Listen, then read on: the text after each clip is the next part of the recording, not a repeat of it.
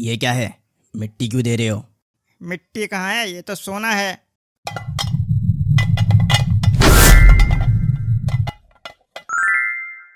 एक बार की बात है, एक 14 साल का लड़का जिसका नाम दीपू था, पास ही के बाजार में अपनी पाली हुई एक बकरी बेचने जा रहा था। उसे उस बाजार का रास्ता नहीं पता था, तो वह लोगों से पूछते पूछते जा रहा था। अरे चाचा, ये रूपापुर का बाजार किधर है?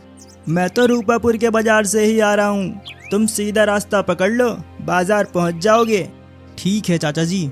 दीपू उनसे रास्ता पूछकर आगे चल देता है। वह जा ही रहा होता है कि तभी छोटू और कालू नाम के दो ठग उसकी बकरी देखकर उसे हथियाने की सोचते हैं।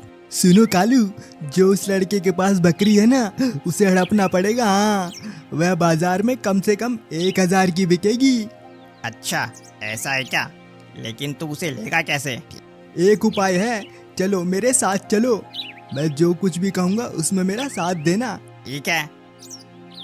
फिर वह दोनों उस लड़के के पास जाते हैं। कुत्ता तो बहुत अच्छा है, क्यों, क्या कहते हो? नहीं, ये मेरी बकरी है, कुत्ता नहीं। किसने कहा? ये तो कुत्ता है।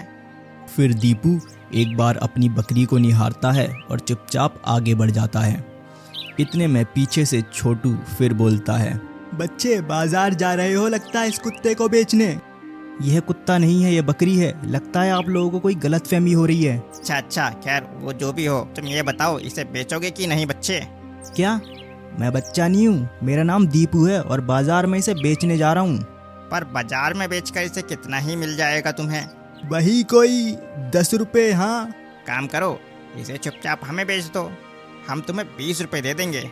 उन दोनों की बात सुनकर दीपू सोचता है कि बाजार में इसे बेचने पर इतने रुपए से ज्यादा नहीं मिलेंगे। अगर तुम्हें हमारी बातों पर विश्वास नहीं है तो जाओ बाजार चले जाओ।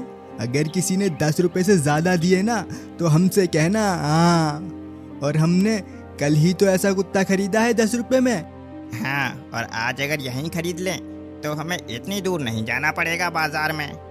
दोनों के लिए अच्छा है यह सौदा। तभी दीपू सोचने लगता है, सही तो है, आखिर ये दोनों लोग मुझसे झूठ क्यों ही कहेंगे? पर मुझे लगता है ये दाम कुछ कम कह रहे हैं।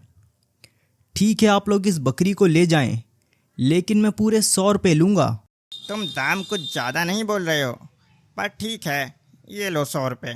फिर दीपू 100 रुपये लेकर वह बकरी उनके हाथों में थमा देता है। पर तुमने कुत्ते को सही दाम में बेच दिया दीपू।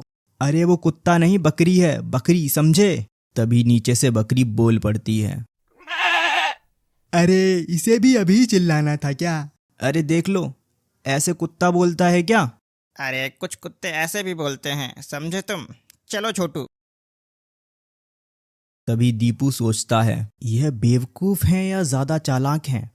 देखता हूँ, इनके पीछे जाकर देखता हूँ ये क्या करते हैं इस बकरी का। फिर दीपू उनके पीछे पीछे लग जाता है और वो दोनों सीधा कसाई की दुकान पर पहुँचते हैं। दीपू भी उनके पीछे पीछे वहीं पहुँच जाता है। कहिए आप लोगों को क्या चाहिए? हम ये बकरी बेचना चाहते हैं, कितना दाम देंगे? देखिए जनाब, 500 दे सकता हूँ इस बकरी के। अरे यह क्या कर रहे हो तुम? इतनी बड़ी बकरी के दाम बस 500 रुपये?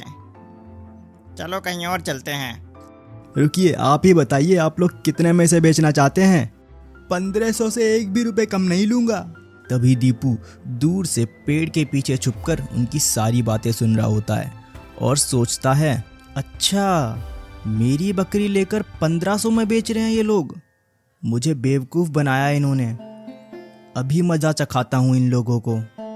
1500 नहीं दे पाऊंगा, 1000 दे सकता हूँ। अब आप ही बताइए, देंगे या नहीं? ठीक है, ये लो बकरी और मेरे पैसे दो। फिर वह दोनों बकरी को देकर वहां से निकल जाते हैं। दूसरी ओर दीपू यह सब देखकर बहुत परेशान होता है और सोचता है, मैं क्यों इतना बेवकूफ़ हूँ? अरे माँ से क्या कहूँगा? नहीं, इसका बदला लेना ही पड़ेगा, लेना ही पड़ेगा। अब इनको कैसे बेवकूफ़ बनाऊँ? कैसे कैसे कैसे? हाँ, इनको इन्हीं के तरीके से बेवकूफ़ बनाऊंगा। फिर दीपू उसी गांव में वापस जाता है जहां पर उन्हें वह दो ठग मिले थे, और वहां पर वह कुछ दुकानों पर पहले से ही पैसे देकर आ जाता है और दुकानदार को बोलता है कि वह उनसे चीज़ थोड़ी देर बाद लेने आएगा। दुकानदार उसकी बात से सहमत हो जाते हैं। फिर दीपू वापस उन दोनों चोरों को ढूंढने जाता है। तभी उसे रास्ते में वह दो ठग मिल जाते हैं। अरे क्या हुआ भाइयों, वह बकरी, मेरा मतलब वो कुत्ता कहाँ है? उसे तो मैं घर पे ही छोड़ कर आया हूँ, क्योंकि अगर कुत्ता साथ में रहता तो खरीदने बेचने में दिक्कत आती है ना। हाँ, तुम क्या कर रहे हो दीपू? तभी राजू उनके सामने ही जमीन से कुछ मिट्टी उठाकर अपने थैले में रख लेता है और कालू उनसे पूछता है, अरे दीपू, यह क्या कह रहे हो? वह सब आपको बाद में पता चलेगा, आप बस देखते जाइए। चलो उस मिठाई की दुकान पर चलते हैं पहले। चाचा जी, जरा 2 प्लेट अच्छी सी मिठाई दीजिए। दुकानदार उन दोनों को अच्छी सी महंगी वाली मिठाई दे देता है। वह मिठाई देखकर छोटू दीपू से बोलता है, दीपू, अरे तुम इतनी महंगी मिठाई हमें खिला रहे हो, हमारे पास पैसे नहीं है। हाँ। अरे मैंने तुमसे पैसे कब मांगे? मैंने तुम्हें बुलाया है तो पैसे भी मैं ही दूंगा ना। ओह, तो फिर ठीक है। दुकानदार को दीपू पहले ही पैसे दे चुका था, लेकिन फिर भी दुकानदार उससे पैसे मांगता है।